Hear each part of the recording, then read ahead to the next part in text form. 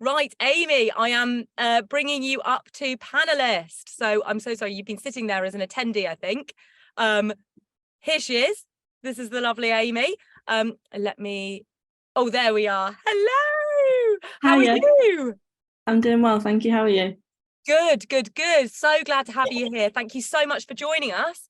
Thank So, you for Amy, do you want to start by just introducing yourself? Tell us about who you are, what you do, and yeah, anything in between.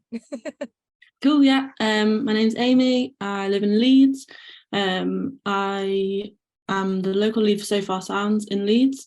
So Sofar Sounds is a global company, a music community that put on secret intimate shows in over 400 cities around the world.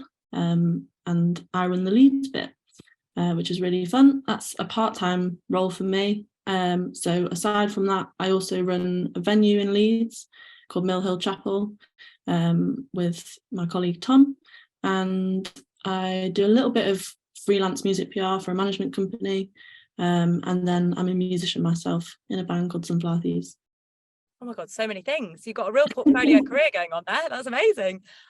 So did you know, I mean, I imagine that when you were at school, you probably did know that musician existed as a job. But did you know that all of the other things that you do existed? Absolutely not. I didn't actually study music at school. It wasn't an option at my high school, my sixth form. So I did English lit, English language, art and French. And I absolutely loved all of those subjects. And they definitely actually all feed into being in a creative role. Like any experience feeds into any job. But definitely didn't know about Sofar Sounds. I would never have been able to predict that I'd be running a venue, because that to me sounds quite impressive, but on a when it's you, it doesn't feel like that's what you're doing with all the day-to-day stuff that adds up to doing that role.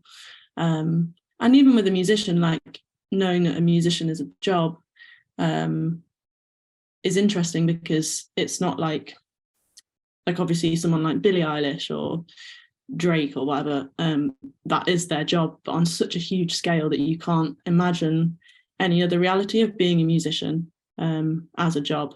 But I definitely would consider myself, consider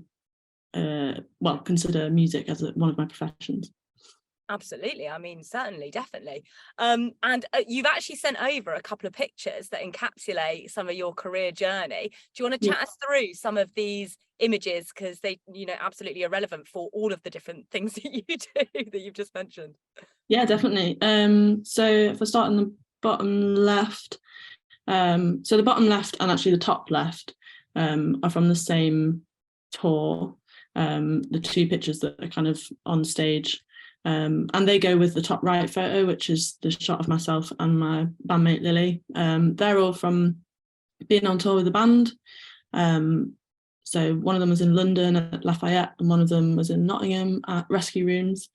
So that was just kind of an example of the kind of shows we play. And they were two of my favourite gigs that I've done, so I thought I'd include those. And then moving on to second from the left, and the one at the bottom right, they're both Sofar shows. So they're kind of two, I guess, quite contrasting venues. With Sofar, we do the secret gigs in kind of non-traditional venue spaces. So they can take place in hairdressers, courtrooms, libraries, cafes, churches, wherever basically is happy to accommodate us. So the one on the left is a venue called Left Bank in Leeds, which used to be a church and now is kind of like a big event space.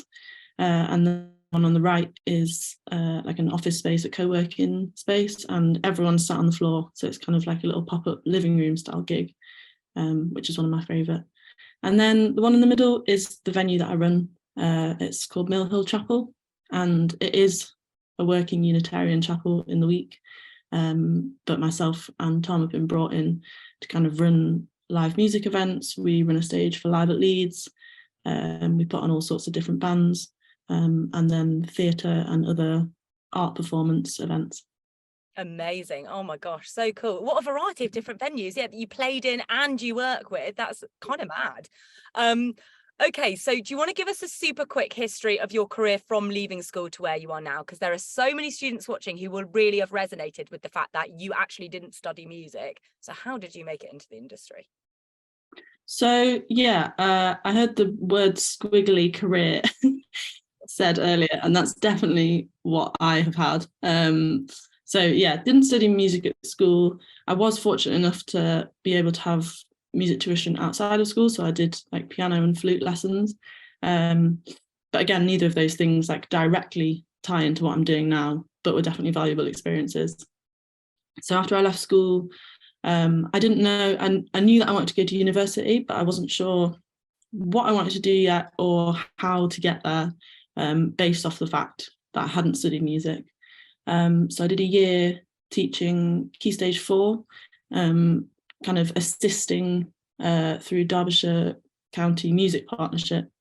So I would kind of go and be a TA to the person leading, and we taught clarinet, violin, ukulele, and brass. None of those things I knew how to play when I first started, but I learned little bits of them, and then I was essentially just there to make sure everyone felt supported, and that all these, basically we taught classes of 30 at a time, and it was an amazing opportunity for those kids to be able to have these lessons. So I did that for a year, and then I went to university. I went to Leeds Conservatoire, and I was on the first cohort of their songwriting course. There wasn't really a course like it elsewhere in the country, that was kind of focused on songwriting as opposed to a performance course. And yeah, I really enjoyed it. While I was at uni, I volunteered with Sofar Sounds. That's how I got involved with them. And I couldn't recommend doing stuff like that enough while you're in education, especially just putting yourself out there and seeing if you can get experience while you don't have to be earning money. And then I graduated into lockdown, which was interesting. So I found myself trying to find little bits of work that I could do in music and events, while events weren't actually happening. So I did a little bit of label experience. I worked with Baby Woman Records, which is kind of like a DIY independent label, and I worked on some of their campaigns and their podcast. I did some remote events work with a company called Wired for Music, who are actually based in London, but because of lockdown, I just put myself forward and they were more than happy to work with me. And then I started my local lead job for Sofar in November 2021, basically based off the fact that I volunteered with them for so long and kept kind of part of the community. And I didn't feel qualified at all when I started that job. But I've just learned on the job and made it my own, and I absolutely love it. And that's definitely given me the confidence to run the venue myself outside of that. Absolutely amazing. And tell us a bit more about what you do with the local lead job. Like, what are the kind of tasks that you need to do? What are the skills that you've learned in the last period of time? Yeah, so I guess my experience as an artist definitely informed it, because I want artists and audiences to have the best time. But I book the artists. We receive applications on the website. The website's just sofarsounds.com. Any artist at any level can play. So we have like the Ed Sheerans and the Billie Eilishes, and then we have Leeds artists that have never had a gig before. And we put on artists from all over the world. So I take applications. I also reach out to artists that I really want to play. I manage the venues, so I view venues, do health and safety checks and stuff, and then kind of liaise with them about how the show's going to work. I do marketing, so I run social media, and I manage some of the mail outs we do to our audiences. And then I manage ticket sales. And then on the day of show, I have a crew of 10 people that I manage. And then so 2 or 3 of them will come and work at the shows with me. So I manage like setup of the event, running the event, and then pack down, and then paying everyone. Oh my God. Okay. So you're doing finance, you're doing marketing, you're doing sales, you're doing as events organization, management, all of that. And that's so interesting, because I think so many people watching will be thinking that you can only do marketing maybe in something like this, but actually, because you kind of have to be a jack of all trades, also master of all, as I can only assume that you are, but it is really important to be willing to pick up all of these different skills and learn on the job. Like you say, just throw yourself in. Don't wait until you feel like you deem yourself qualified enough. You can become qualified as you go along. Yeah, definitely. Fantastic. That's really interesting to hear. Absolutely. What do you think are the biggest misconceptions of like careers in the music industry in general? I think I think a lot of it actually comes from that place of like being confident in yourself, because I think thinking that you aren't qualified to do something can definitely stop you from putting yourself in a position to do it. So I think, the whole idea of being qualified to do something or having enough experience to do something is interesting, because the only way you get experience is by doing it in the first place. And there are people out there who are willing to help you get that experience. So I think there are a lot of barriers for sure, but there are also lots of people out there willing to help, and you can find those people and kind of work around those barriers and break through them.